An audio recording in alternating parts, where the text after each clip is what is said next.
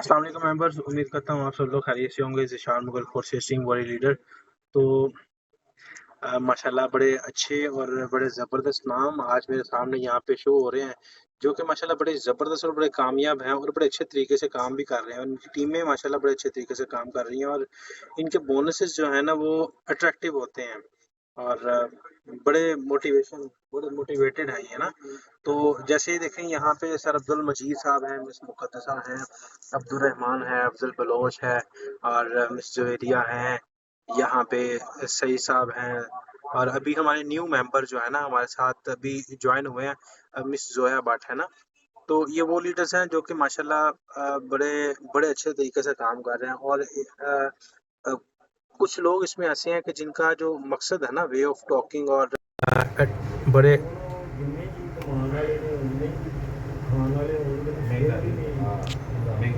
आपको इंतज़ार करना पड़ा। और ये अच्छे लीडर की पहचान होती है कि अपने जो अपलाइन होती है, अपने लीडर होता है उसका उसका वेट करें, इंतज़ार करें। ये वक़्त इंशाअल्लाह ताला जो लोग यहाँ पे जिन्होंने स्टे किया है, इंशाअल्लाह ताला ये वक़्त इन लोगों पे भी आएगा, आप लोगों पे भी आएगा इंशाअल्लाह ताला। आपकी जो टीम है वो इंशाअल्लाह आपका इंतज़ार किया करेगी। कहते हैं जो जो बीजते हैं ना, वही काटा जाता है। ये नहीं हो सकता कि आप बुराई को बीजो और अच्छाई आप वहाँ पे काटने की सोच रहे हो। तो अगर आपने यहाँ पे रिस्पेक्ट आपको चाहिए तो you have to do respect. आपको रिस्पेक्ट देनी पड़ेगी, आपको रिस्पेक्ट करनी पड़ेगी अपनी अपलाइन की, अपने लीडर्स की। तो जो अपनी अपलाइन की, अपने सीनियर की रिस्पेक्ट करते हैं इंशाल्लाह ताला, वही लीडर्स आने वाले वक़्त में उनकी रिस्पेक्ट हुआ करेगी, उनकी टीम इंशाल्लाह उनकी रिस्पेक्ट किया करेगी। माशाल्लाह बड़े अच्छे लीडर्स यहाँ पे अभी तक स्टे किए हुए बैठे हुए हैं इसलिए इस नीयत से कि वो यहाँ पे सीखने आए हैं। तो आज इंशाल्लाह आपको सिखाएँगे, आपको बताएँगे कि यहाँ पे आपने वर्किंग कैसे करनी है, आपने यहाँ पे हमारी तरह अर्निंग कैसे करनी है, किस तरीके से। देखें यहाँ पे ना 2 तरीक़ेकार होते हैं यहाँ पे अर्निंग करने के। फर्स्ट ऑफ ऑल आपने जॉइनिंग कर ली, जॉइनिंग करने के बाद 2 तरीक़ाकार होते हैं कि आपने यहाँ पे वर्किंग करके अर्निंग करनी होती है। कौन-कौन से 2 तरीके होते हैं? पहला तरीका ये होता है कि आप यहाँ पे आपने $10 के साथ आपने जॉइनिंग की है। $10 के साथ जॉइनिंग करने के बाद आपने करना क्या है, यहाँ पे आपने एडवर्टाइज़मेंट करनी है, अपने बिज़नेस की, अपने नेटवर्क की आपने एडवर्टाइज़मेंट करनी है। कहाँ पे? सोशल मीडिया पे, फ़ेसबुक पे और टिकटॉक वगैरह सोशल मीडिया के जितने भी नेटवर्क हैं, आप किसी भी सोशल मीडिया के नेटवर्क पे जाएँ और वहाँ पे आपने एडवर्टाइज़मेंट करनी होती है। किस तरीके से करनी होती है? आपको आज सुबह आपकी अपलाइन को और ग्रुप्स के अंदर मैंने एक लिंक शेयर किया था 7 डे स्किल ट्रेनिंग। अगर किसी को नहीं मिला तो वो अपनी अपलाइन से ले लें, इंशाल्लाह आपको मिल जाएगा। सोशल मीडिया के ऊपर आपने टिकटॉक पे कैसे वर्किंग करनी है, फेसबुक पे कैसे वर्किंग करनी है, व्हाट्सएप पे कैसे वर्किंग करनी है, किसी को फेस टू फेस कैसे गाइड करना है, सारी डिटेल उसमें बताई हुई है। आप उन बातों को, उन ट्रेनिंग को आप फॉलो करके इजीली अपनी अपनी टीम जो है वो बिल्ड कर सकते हैं। एक तरीकाकार ये होता है। दूसरा तरीकाकार ये होता है कि अगर आप में से कोई ऐसा बंदा है जो कहता है कि मैं मतलब कोई और बंदा जो कि टीम बना के वहाँ से अर्निंग कर रहा है, मैं उससे ज़्यादा अर्निंग करना चाहता हूँ। उसका तरीकाकार ये होता है कि अभी जब आपने जॉइनिंग की तो आपकी एक-एक स्लॉट एक्टिवेट हुई थी, एक-एक स्लॉट एक्टिवेट हुई थी। 5-5 डॉलर वाली एक्स3 और एक्स4 की $5-5 वाली स्लॉट आपकी एक्टिवेट हुई थी, ठीक है? अच्छा, अब वो कोई कहता है कि मैंने किसी और से ज़्यादा अर्निंग करनी है, तो उसका तरीकाकार ये होता है कि आप उससे आगे वाले लेवल भी अपने अपग्रेड कर लें। यानी 10 वाले, 20 वाले, 40 वाले, 80 वाले, जहाँ तक आप कर सकते हैं वहाँ तक आप अपग्रेड कर लें। उसकी वजह क्या होती है सर?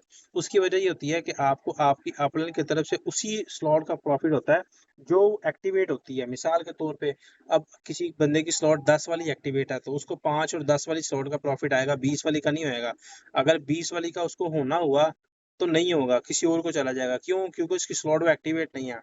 उसको तो तभी वो फ़ायदा होगा ना जब वो स्लॉट एक्टिवेट होगी। अब मेरी जो स्लॉट है वो मेरी एक्स4 में स्लॉट एक्टिवेट है $320 तक।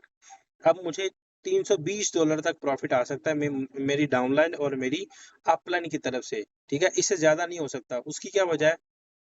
उसकी सर वजह ये है कि मेरी वो स्लॉट नहीं है ना एक्टिवेट। अब स्लॉट एक्टिवेट होगी तभी उसका मुझे प्रॉफ़िट होगा। तो इसलिए हम भी ये कोशिश करते हैं कि ज़्यादा से ज़्यादा स्लॉट एक्टिवेट हो और आप भी ये कोशिश किया करें यहाँ पे स्लॉट ज़्यादा से ज़्यादा एक्टिवेट हो। ठीक है? स्लॉट एक्टिवेट होंगी तभी आप काम कर सकेंगे और तभी आप यहाँ पे नॉन वर्किंग इनकम ले सकेंगे, ठीक है? बाकी ख़ैर कोई नहीं, अगर कोई किसी के पास नहीं गुंजाइश तो ये नहीं दिल पे नहीं लगा लेनी बात कि सर ने कहा था कि स्लॉट अपनी अपग्रेड करनी है, स्लॉट अपग्रेड करनी नहीं, कोई नहीं किसी के पास गुंजाइश तो ना करे, कोई इश्यू नहीं है, कोई ज़्यादा मतलब ज़रूरत नहीं है। जिसने करनी है उसने अपने लिए करनी है। हाँ, कोई बात नहीं, अगर किसी के पास नहीं गुंजाइश, वो गरीब है जैसे मैं हूँ, मेरी तरह कोई गरीब है, तो कोई बात नहीं, वो टीम मेकिंग करके वहाँ से जो प्रॉफ़िट आएगी आपने कोशिश करनी है कि जल्दी से जल्दी स्लॉट अपनी अपग्रेड करनी है। जितनी जल्दी आप स्लॉट एक्टिवेट कर लेंगे, उतनी जल्दी आपको अपलाइन डाउनलाइन दोनों की तरफ से फ़ायदा होना शुरू हो जाएगा। अच्छा, यहाँ पे मैं ये क्यों कह रहा हूँ कि जल्दी से जल्दी स्लॉट अपग्रेड करनी है। स्लॉट अपग्रेड करनी इसलिए ज़रूरी होती है कि सर आपकी टीम में से कोई बंदा ऐसा आ जाता है, जो कि इन्वेस्टमेंट आप तो नहीं कर सकते इन्वेस्टमेंट, लेकिन कोई ऐसा बंदा आ जाता है, जो इन्वेस्टमेंट कर सकता है। उसको कोई प्रॉब्लम नहीं है इन्वेस्टमेंट करते हुए। वो क्या करेगा, आते ही स्लॉट अपनी अपग्रेड कर लेगा। और मिसाल है, अगर आपके 2-2 स्लॉट एक्टिवेट हैं और वो कर लेता है 4-4, तो जो 2-2 तो आपकी एक्टिवेट है, उनका तो प्रॉफ़िट आपको हो जाएगा। लेकिन उसके ऊपर वाली जो स्लॉट है, यानी तीसरी और चौथी स्लॉट है, उसका प्रॉफिट आपको नहीं होगा। वजह क्या है? क्योंकि वो आपकी अपनी एक्टिवेट नहीं है। जब आपकी अपनी एक्टिवेट नहीं है तो डेफिनेटली वो उससे ऊपर वाले पर्सन को चला जाएगा, ऊपर वाले लीडर को चला जाएगा। तो ये एक थोड़ा सा ना मतलब एक देखें वो एक दफा हुकूमत ने ऐलान किया कि जिसके 5 बच्चे हैं ना, जिसके 5 बच्चे हैं, उसको 10 लाख रुपए इनाम दिया जाएगा। तो एक बंदा घर आया, कहता है जी मेरे ये अपनी बीवी से ना उसने छुपाया हुआ था कि उसने दूसरी शादी की है। ये for the sake of just joking, ये सिर्फ आपको लेसन देने के लिए, थोड़ा सा आपको हंसाने के लिए, कि उसने ना कहा कि बेगम मैंने ना दूसरी एक और शादी की हुई है। हमारे यहाँ पे हमारे पास 3 बच्चे हैं, तो 2 बच्चे मेरे वहाँ से भी हैं, तो हमें 10 लाख मिल जाएगा। यानी 3 बच्चे उसके थे, 2 बच्चे दूसरी बीवी में से थे। तो उसने क्या किया, घर आके अपनी बेगम को कहता है कि बेगम हमें 10 लाख मिल जाएगा। वो कहती कैसे? हमारे तो 3 बच्चे हैं। उसने कहा मैंने दूसरी शादी भी की हुई है। अच्छा, तो कहता है अपने 3 बच्चे कहाँ पे हैं? तो कहती है अब तो एक रह गया। कहता है क्या मतलब? कहता है जो 2 बच्चे थे ना वो मेरे पहले शौहर में से वो ले गया। मतलब कहने का मतलब ये है कि अगर आपकी स्लॉट 3 एक्टिवेट है ना और आपकी टीम में से कोई 5 एक्टिवेट स्लॉट कर लेता है, आपकी टीम में से आपकी 3 स्लॉट एक्टिवेट है और आपकी टीम में से कोई 5 स्लॉट एक्टिवेट कर लेता है, जो ऊपर वाली 2 स्लॉट होंगी ना, वो उड़ जाएगी, यानी वो किसी और को प्रॉफिट चला जाएगा। किसको जाएगा? जिसकी स्लॉट एक्टिवेट होंगी। अब मुझे क्रॉस करना बड़ा मुश्किल है। वजह क्या है? वजह यही है सर, मैंने स्लॉट बड़ी एक्टिवेट की हुई हैं। अब बड़ी स्लॉट को क्रॉस करना, उससे पहले स्लॉट एक्टिवेट करना बहुत बहुत ज़्यादा डिफ़िकल्ट है। छोटी स्लॉट को तो कोई ईज़िली क्रॉस कर लेता है, ईज़िली। तो आपने ये कोशिश करनी है कि सबसे पहले आपने अपनी स्लॉट एक्टिवेट करनी है। यहाँ पे मिस आयशा हैं, मिस आयशा मेरे साथ डायरेक्ट जॉइन है, तो बिल्कुल यहाँ पे अवेलेबल हैं। इनकी बात मुझे बड़ी अच्छी लगी। इन्होंने ना मेरा मेरा ख़्याल है अभी 1 हफ़्ता इनको जॉइनिंग किए हुआ है। तो इन्होंने कहा कि सर मुझे ना मैं अभी सोशल मीडिया पे वर्किंग कर रही हूँ, तो इंशाल्लाह मैं भी सीख भी रही हूँ, लर्निंग प्रोसेस भी है। और इनकी मुझे एक बात बहुत अच्छी लगी। सर मैंने इनको जितनी वीडियोज़ दी हैं ना, जितनी वीडियोज़ दी हैं इन्होंने सारी देखी हैं। और मज़े की बात यही है कि ये खुद ही डॉलर स्वैप कर लेती हैं, मैंने इनको बताया नहीं है कि डॉलर ऐसे स्वैप करते हैं। इन्होंने मेरी ही सारी वीडियोज़ देख के, जो मैंने बताया था, वो सारी वीडियोज़ देखी है। इन्होंने खुद ही स्वैप किया, खुद ही माशाल्लाह जॉइनिंग भी करवा लेती हैं। डॉलर सेंड करना, रिसीव करना, इनको सारा पता लग गया। इनको ये भी पता लग गया डॉलर जो आते हैं, ट्रांज़ैक्शन होती है, वो कैसे कैलकुलेट करना है, उसको क्या हिसाब-किताब है। क्या वजह क्या है सर, मैं अपने मेरे साथ जो लोग जॉइन होते हैं ना, मैं उनके साथ बिल्कुल मुख़लिस होके चलता हूँ कि उनको हर चीज़ का पता हो। सर आप देखें, ये ना सोचा करें कि यार मेरी डाउनलाइन को पता लग गया तो वो मेरे हाथ से निकल जाएँगे या मेरे मोहताज नहीं रहेंगे, या मेरी डाउनलाइन में से मतलब मेरी बात नहीं मानेंगे, उसको सब कुछ पता लग जाएगा। नहीं, नहीं, नहीं, नहीं सर, आप इंडिपेंडेंट लोग ये क्यों नहीं सोचते कि आपके डाउनलाइन में जो बंदा इंडिपेंडेंट हो जाएगा उसकी आपको टेंशन नहीं रहेगी। अब मुझे बताएं, मुझे राना जवाब साहब की टेंशन है? बिल्कुल नहीं है। वजह क्या है? इंडिपेंडेंट है, हर डॉलर सेल करता है, परचेज करता है, ज्वाइनिंग करवाता है, किसी को प्रॉब्लम होती है खुद ही सॉल्व कर लेता है, अपनी टीम को मैनेज करता है, अपनी ट्रेनिंग भी खुद कर लेता है। ठीक है, पूरी टीम की ट्रेनिंग भी वो खुद करते हैं। तो ये वजह है ना, ये वजह है कि वो इंडिपेंडेंट हो गया। अब मुझे वहाँ पे सर खपाने की ज़रूरत नहीं है, मुझे सिर्फ़ वहाँ से प्रॉफ़िट ही आना है और वो सारी ज़िंदगी आना है। तो अगर आप भी अपनी टीम में ऐसे लोग पैदा करते हैं, ऐसे लोग, ऐसे लीडर बना देते हैं कि जो कि सीखते हैं और आगे खुद ब खुद ही प्रैक्टिकल करके खुद ब खुद ही आगे बढ़ने की कोशिश करते हैं और वो लीडर बन जाते हैं। तो मुझे मेरा ख़्याल है कि वो एक प्लस पॉइंट है।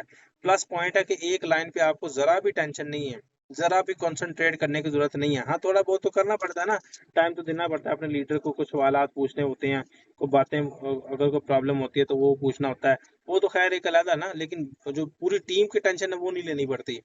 तो अब वो बंदा इंडिपेंडेंट हो जाएगा। और मिसाल है, आपकी टीम में 4 लोग इंडिपेंडेंट हो सकते हैं, 4 लोग वो खुद ही काम करते हैं, आपको बताते नहीं है, पूछते नहीं है, सारा कुछ खुद ब खुद ही किए जा रहे हैं। तो क्या ख्याल है, आपको टेंशन लेने की जरूरत है? तो ये ना छोटे लोगों की, छोटे लीडर की पहचान होती है, कम ज़हन वाले लोगों की पहचान होती है कि अपने डाउनलाइन में से किसी को सही तरीके से गाइड नहीं करते। अल्हम्दुलिल्लाह, मैं ये चीज़ बड़ा मुझे इस चीज़ पे फ़ख्र होता है कि मेरी टीम अल्हम्दुलिल्लाह बहुत ज़्यादा नॉलेजेबल है, बहुत ज़्यादा नॉलेजेबल है।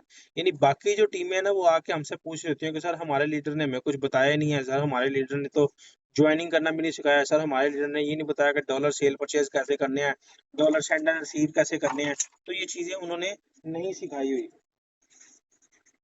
लेकिन मैं अल्हम्दुलिल्लाह, जब भी मेरे साथ जॉइनिंग होती है, मेरी टीम में से कोई नई जॉइनिंग होती है, वो मेरे से कॉन्टैक्ट करते हैं, तो मेरी कोशिश यही होती है कि मैं उन तक वो मैसेजेस लाज़मी पहुँचाऊँ, जिसके अंदर तमाम वीडियोज़ के लिंक हैं। तमाम वीडियोज़ के लिंक पड़े होते हैं, बता दिए होते हैं, ठीक है? अगर नहीं है तो अपनी हेल्पलाइन से माँगे, वो आपको ज़रूर वो लिंक देंगी और उस लिंक के ज़रिए आप सारा कुछ खुद भी सीख सकते हैं।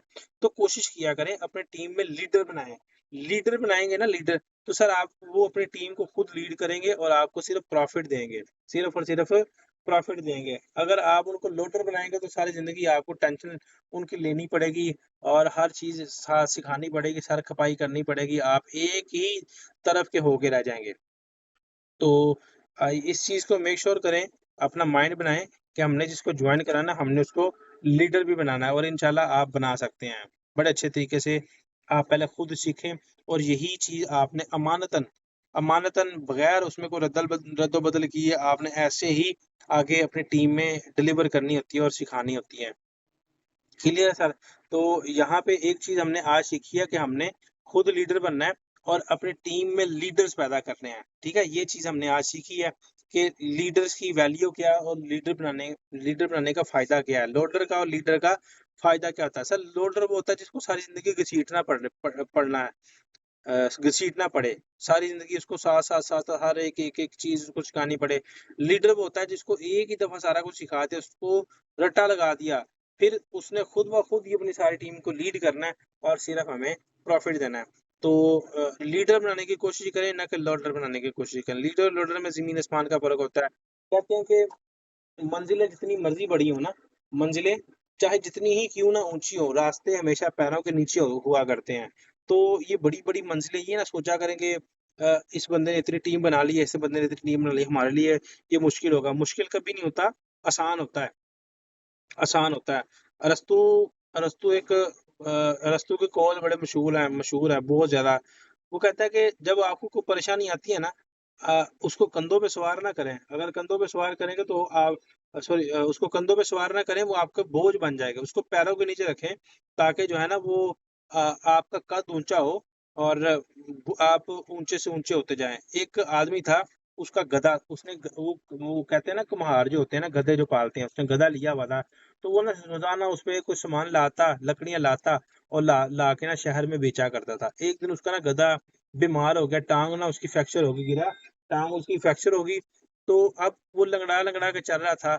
अब उसने बंदे ने सोचा कि यार ये तो अब लँगड़ा हो गया, अब ये मेरे किसी काम का नहीं रहा, तो क्या किया जाए इसका ना? इसका क्या किया जाए? अब तो मेरे किसी काम का नहीं रहा। उसने क्या किया, ऐसे ना एक दरख़्त के साथ उसको बाँधा और बाँध के आगे चल पड़ा। अब गधा ऊँचा-ऊँचा बोलने लग गया, वो ऊँचा-ऊँचा जो है ना वो दाड़े मारने लग गया कि लोग वो जो बंदा था उसने कहा कि पूरे गाँव को पता है ये गधा मेरा है। तो जब लोग आके देखेंगे कि यार ये इसको मरता हुआ छोड़ के यहीं बाँध के चला गया है, तो लोग मेरे बारे में क्या सोचेंगे? मतलब कि ये कितना ज़ालिम है। उसने क्या किया, उसने उसको खोल के साथ लेके चला गया। आगे कुआँ आया, इसने क्या किया, उसको ना कुएँ में धक्का दे दिया और कुएँ में धक्का दे दिया, थोड़ा सा आगे चला और गधा फिर ऊँचा-ऊँचा बोलने लग गया। उसने कहा यार ये तो फिर बोलने लग गया, क्या करूँ इसका? तो उसने सोचा कि क्यों ना इसके ऊपर मैं मिट्टी डाल दूँ, इसको यहीं पे ज़िंदा दफ़ना दूँ। ऐसे ही उसने किया। उसने ना उसके ऊपर मिट्टी डालना शुरू कर दी, कचरा वगैरह लाया उसके ऊपर फेंका, फिर मिट्टी वगैरह लेके आया उसके ऊपर फेंकता गया। खैर 2-3 घंटे उसके ऊपर ना मिट्टी फेंकता गया। अब चूँकि इतनी मिट्टी के बाद गधा तो दफ़न हो जाना चाहिए था। तो उसने देखा कुएँ के अंदर, तो जनाब गधा साहब वो मिट्टी के ऊपर ही बैठे हुए थे। तो उसने कहा यार ये क्या माजरा है कि मतलब इतनी मिट्टी मैंने फेंकी है, कचरा फेंका है, गधे का तो एक पाँव तक भी नहीं उसमें डूबा, पाँव तक भी दफन नहीं हुआ, तो पूरा गधा कैसे दफन होगा। वो बड़ा हैरान हुआ, बड़ा परेशान कि यार अब इसका क्या मैं करूं, क्या इसका करूं। तो उसने क्या किया, उसने कहा फिर देखता हूँ कि मैं इस पे मिट्टी फेंक के देखता हूँ कि अब ये करता क्या है, क्यों ये मिट्टी के ऊपर खड़ा है। उसने ना गधे के ऊपर मिट्टी फेंकी, मिट्टी जब फेंकी गधे के ऊपर, गधे की पीठ के ऊपर ना ऊपर मिट्टी गिरी। जब वो मिट्टी उसके ऊपर गिरी ना, गधा हिला, उसने अपने आप को झाड़ा, मिट्टी को नीचे गिराया और मिट्टी के ऊपर खड़ा हो गया। फिर उसने ऐसे किया, देखता हूँ अब क्या करता है। फिर उसने कचरा फेंका तो उसने भी ऐसा किया, झाड़ा अपने आप को, झाड़ने के बाद कचरा नीचे गिरा, कचरे के ऊपर वो खड़ा हो गया। सर हम गधा उसको कहते हैं जो बड़ा ही नाकसुल अक्ल हो, जिसमें अक्ल ना हो, हम गधा उसको कहते हैं।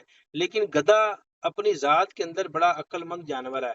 देखिए उसको ये पता है कि मेरे ऊपर जो परेशानी आनी है, मेरे ऊपर जो तकलीफ आने हैं, मेरे ऊपर जो मट्टी आनी है, मेरे ऊपर जो कचरा आना है, उसको मैं पाँव के नीचे दफन करूंगा, तो मैं इस मुश्किल से निकल पाऊंगा, तो मैं उस इस कुएं से निकल पाऊंगा। अगर मैं उस मिट्टी को अपने ऊपर ही रहने दूँगा, तो मैं इसमें दफ़न हो जाऊँगा। तो सर यही तो माजरा हमारे साथ है। यही तो माजरा हमारे साथ है, हमारे ऊपर मुश्किलात आती हैं, हमारे ऊपर बड़ा-बड़ा मुश्किल वक़्त आता है। बाज़ औक़ात ऐसे होता है कि काम नहीं होता, ऐसे मसले-मसाइल आ जाते हैं, तो हम लोग क्या करते हैं, उसको ना हम अपने कंधों पे सवार कर लेते हैं। जब कंधों पे हम सवार करेंगे ना, तो डेफ़िनिटली सर होगा क्या, आहिस्ता-आहिस्ता हम बैठने लग जाएँगे, गिरने लग जाएँगे और आहिस्ता-आहिस्ता दफ़न भी होते जाएँगे।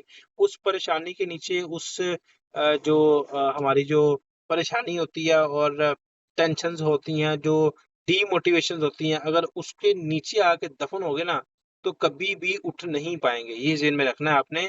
आपने उस गधे से सीखना है, क्या सीखना है?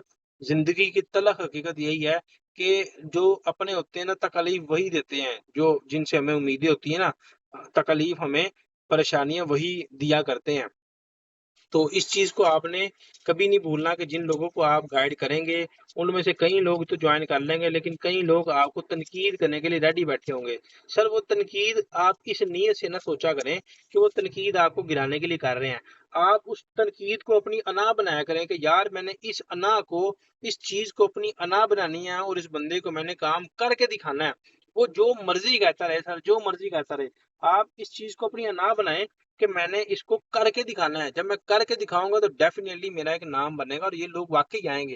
तो जब उसको आप अपनी अना बनाएँगे ना, यानी उस तकलीफ़ को अपने पाँव के नीचे रौंदेंगे, तो सर आप एक दिन इंशाल्लाह ज़रूर कामयाब होंगे और वो लोग जो आपके ऊपर तनकीद करते हैं ना, वो इंशाल्लाह ताला आपकी पहले तारीफ़ें करने शुरू हो जाएँगे और फिर क्या होगा, वो कहेंगे यार मुझे भी अब समझाओ ये क्या है? तुमने तो बड़े पैसे कमा लिए, अब मुझे भी बताओ। पहले कहेंगे कि यार ये नहीं हो सकता। अब आप कहेंगे यार ये देखो इसने भी कर लिया, इसने भी कर लिया, इसने भी कर लिया, ये भी पैसे कमा रहा है, ये भी पैसे कमा रहा है, ये भी पैसे कमा रहा है। वो कहेगा यार ये फ्रॉड है, ये विथड्रॉ नहीं होते। अब आपको इनकम आई, आपने उसको विथड्रॉ तो करके दिखाई, फिर वो ये कहेगा कि यार इसने भाग जाना है, या इसने ना बड़ी जल्दी भाग जाना है। ये लोगों के मैं बहाने आपको बता रहा हूँ। वो कहेगा इसने बड़ी जल्दी भाग जाना है, बड़ी कंपनी आई, ये हुआ, वो हुआ। लोग ऐसे ही लोग धड़ाधड़ उसमें शामिल होते गए और एक दिन वो भाग गए। अब वो मतलब आप उसको कुछ सिखा रहे हो, वो किस तरफ जा रहा है। अब 2-3 महीने गुज़र गए और आपने माशाल्लाह 2-3 लाख रुपए भी कमा लिया। अब 2-3 लाख कमाया, आपने उसको बताया ये देखो यार वो भागना क्या था, मैंने $10 लगा के 2-3 लाख रुपए कमा लिया। अब उसका आगे सवाल क्या होता है? आगे उसके जो सवाल होते हैं और जो आगे, क्योंकि बहाना उसने करना है ना जॉइन ना करने का। अब तीसरा उसका सवाल, ये आखिरी उसका हरबा ही होता है, यार ये तो हराम है। अरे कैसे हराम है? तुमने तो सिर्फ $10 लगाए थे, 2-3 लाख कैसे कमा लिया? उस गधे को 2 थप्पड़ मारो और उसको कहो कि मज़दूर तो घर से खाली आ जाता है, फिर भी 2-3 हज़ार रुपया, 2,000 रुपया जेब में डाल के आता है, उसका तो लगा कुछ नहीं, उसका तो लगा कुछ नहीं। तो लेके जो है वो हराम नहीं हुआ, तो वो हराम नहीं होता, वो उसकी मेहनत होती है। यहाँ पे भी हम लोग चाहे जब हम जॉइनिंग करते हैं, तो जस्ट वो हमारा अकाउंट रजिस्टर्ड होता है। बाकी हमने मेहनत करके टीम बना के फिर इनकम जनरेट करनी होती है। तो ये भी हमारी उस मजदूर की तरह ही हमारी मजदूरी होती है। वो जिस्मानी मेहनत करता है, हम अकली मेहनत करते हैं, हमने दिमाग से मेहनत करनी होती है, ठीक है? अपने दिमाग से सोचना है, वर्किंग करनी है। और जो लोग यहाँ पे अच्छी वर्किंग कर रहे हैं उनसे पूछ के तो देखें कि रात को सोते वक़्त उनके दिमाग का क्या दलिया बनता है कि नहीं बनता। अब यहाँ पे मैं अब्दुल मजीद साहब से पूछता हूँ, अब्दुल मजीद, आपको मैंने अनम्यूट की कमांड भेजी है। सर, आप जब सारा दिन सोशल मीडिया पे वर्किंग करते हैं, टीम गाइड करते हैं और उसके बाद अपनी पोस्ट वगैरह बनाते हैं, तो शाम को रात सोते वक़्त क्या हाल होता है, ज़रा बताएँ ज़रा? अस्सलाम वालेकुम। थैंक यू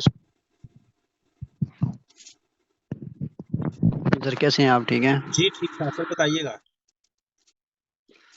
जी सर, बस हाल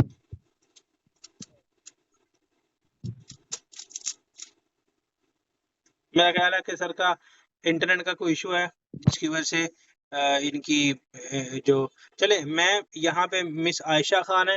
मिस आयशा खान, आप सोशल मीडिया पे मार्केटिंग करती हैं, रीसेलिंग का आप काम करती हैं, तो इतनी ज़्यादा पोस्टिंग करने के बाद जब रात को सोने का टाइम आता है तो सर बताइएगा मैम ज़रा कि आपके सर का क्या हाल हो रहा होता है? उस वक़्त आपका सर दर्द होता है या बिल्कुल ईज़ी रिलैक्स होती हैं?